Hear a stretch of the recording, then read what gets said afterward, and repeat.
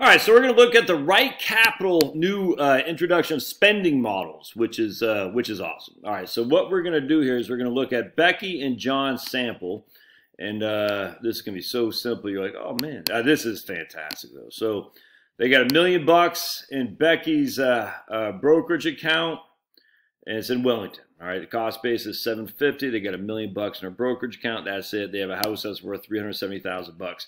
That's it. All right, so they got $1 million in a brokerage account and a house that's worth $370,000.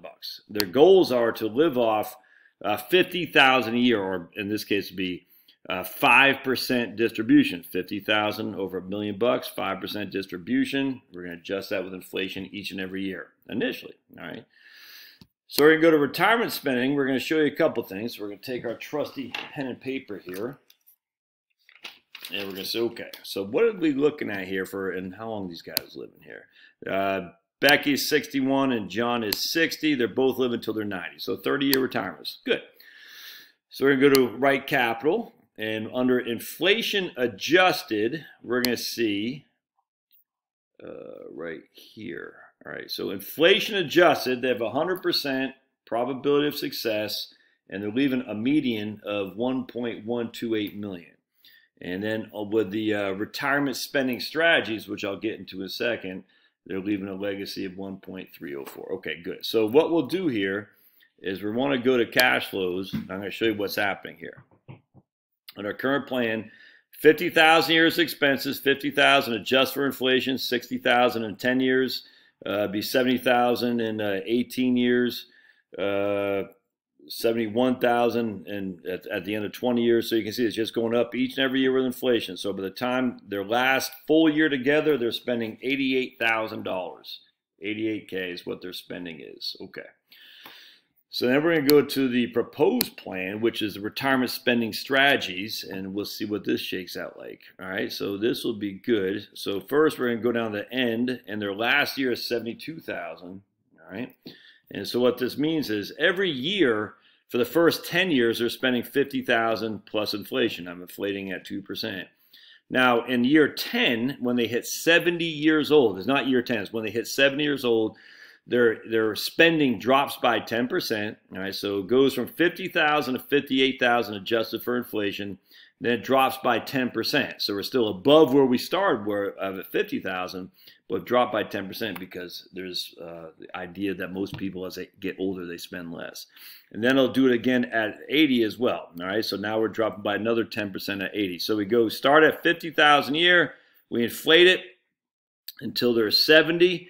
So it goes 50,000 to 58,000. Then we inflate that by 2%, and then we subtract 10% off to give them their slow go retirement years at 70. And then we go to, then that 53,000 grows to 64,000, and then we take another 10% off when they're 80, and then they die spending 72,000 instead. All right, so that's pretty cool. So now what we're going to do is we're going to go back,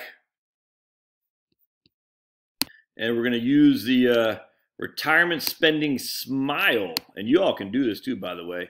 Retirement spending smile is it just reduces by 1% a year adjusted for inflation. This should be even higher, I think. Let's take a look.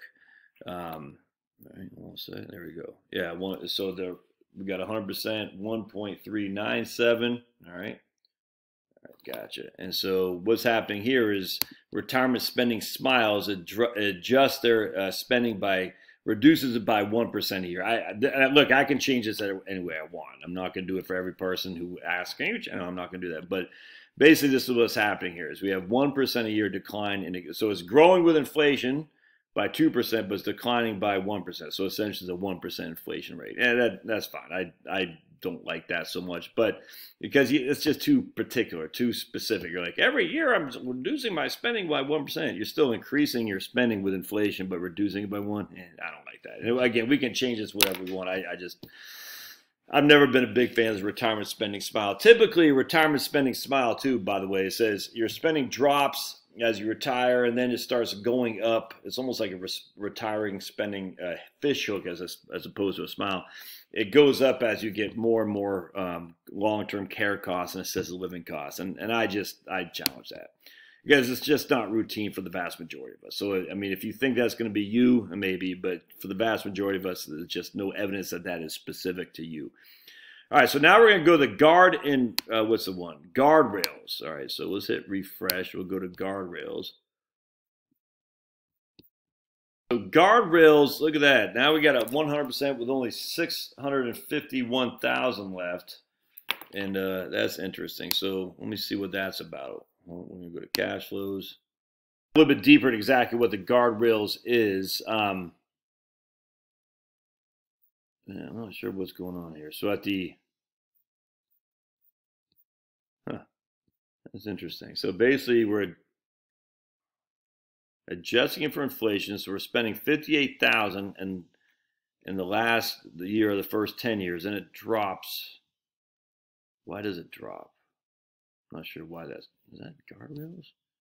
Yeah, that's interesting. So then it goes back up, and then it's going up a lot. So I don't get it, man. So that looks good, but I'm not quite sure what's happening. So we're spending 154 in the last year. Huh. So let's pause and see what the guardrails is. Hold on a sec. We're going to go to guardrails. It allows retirement spending to fluctuate with market performance. All right, there are two components of the strategy. The first states that spending will increase with the general inflation unless we specify to turn off inflation adjustment in poor market conditions. I don't like that. The second states that the retirement spending will be reduced by the specified percentage when the upper guardrail is triggered in poor market conditions. All right, so we're going to reduce spending by the specified percentage when the upper retirement spending will increase with a specified when the lower guardrail. Okay, so capital preservation rule. Before the age of 80, if withdrawal rate is 20% greater than the initial rate, reduce spending by 10%. Okay, that makes sense. So if we're withdrawing $50,000 a year and the withdrawal rate is 20% greater than the initial withdrawal rate. Oh, no, I should say it like this. We're spending 5% a year initially. And then before we're 80, if the withdrawal rate is 20% higher than that our initial 5%. And so what that means is basically we initially take $50,000 on $1 million portfolio.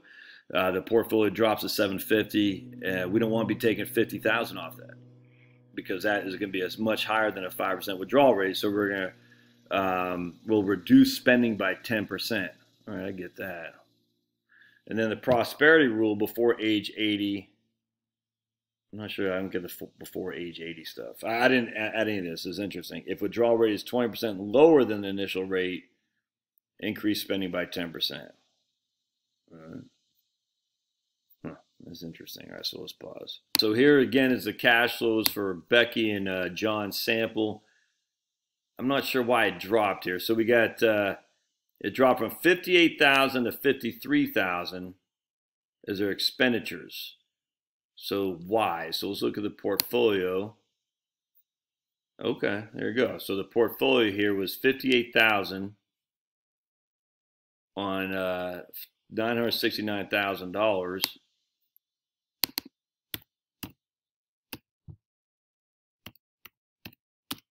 It's 5.9%. Okay, that makes sense. So it fell by, it was up by more than 10%. So it was, I should say, the portfolio we're taking a 6% distribution rate essentially, and we said if it goes up by more than 20%, reduce by 10%. Oh, that's pretty cool, man. I get that. And so now that we're reducing it, our portfolio is growing here. All right, good. And so we're increasing it by 80%, 10% a year. Now that's interesting. That is interesting. So now we're increasing it by 10% a year on top of adjusting for inflation. So we're going to give another 5,000 with inflation, another 6,000 with inflation. Yeah, that's fantastic.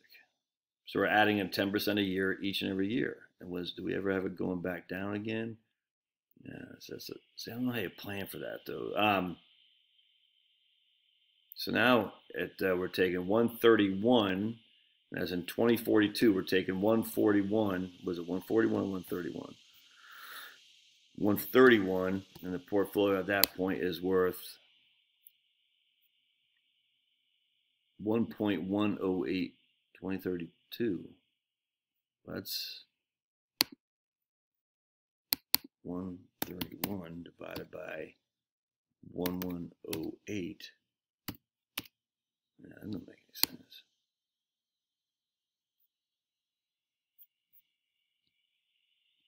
Yeah, I don't know. That's weird. I'm not following this. Why is it allowing us to take... Oh, wait, 20, excuse me. 131 is a 2042, 2042. Okay, 131. Okay, hold on a second. 2042. Yeah, that still doesn't make sense, man. So we got 1.23 million in there. Take what we take 131 divided by...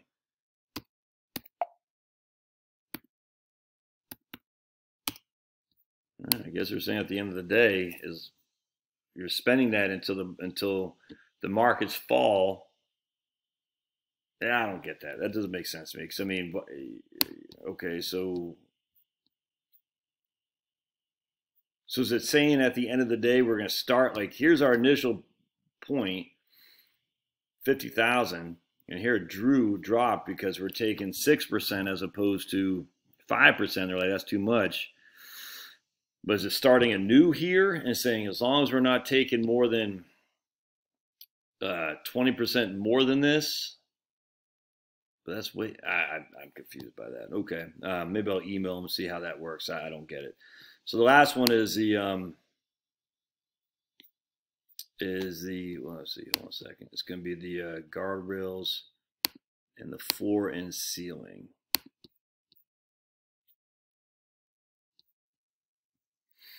All right, let's take a look at that here.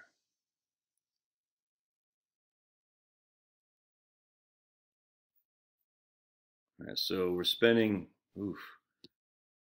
I don't understand. It's like we're spending 50,000 a year for the first 10 years.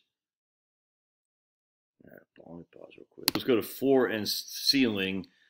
The floor and ceiling allows retirement spending to fluctuate with the market performance, reflecting a consistent retirement expense rate, which is within a specified corridor.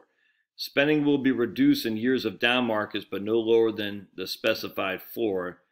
So the floor, I guess in this case, would be 50,000. In years of strong markets, spending will be increased, but no higher than a specified ceiling. All right, so they're saying limit spending reduction of 15% below the initial expense amount. So the initial expense amount is 50,000 bucks, limited to 42,500, 15% below that. The ceiling amount, limit expense increase at 20% above the initial. All right, but it has nothing to do with inflation. Yeah, I don't like that, so that doesn't make any sense. So they're saying, look, if the market goes up, you give me more money. If the market goes down, don't give me more money to a certain floor, a certain ceiling. But if the market goes down, you're going to give me enough money to this floor, not any less than that. But it's not adjusted for inflation. Yeah, I don't like that at all. Go back to Becky and John.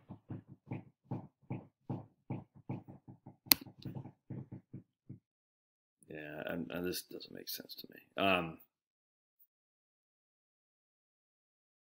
I don't get why they're just adjusting it with inflation, not even with inflation, just market performance. Yeah, I don't like that. So the last few years, and see, I don't like that. You're spending way more at the end. Who cares? All right. So I liked the only one I like again is retirement spending strategies at 10% decline at 70, another 10% at 80. I get the guardrails.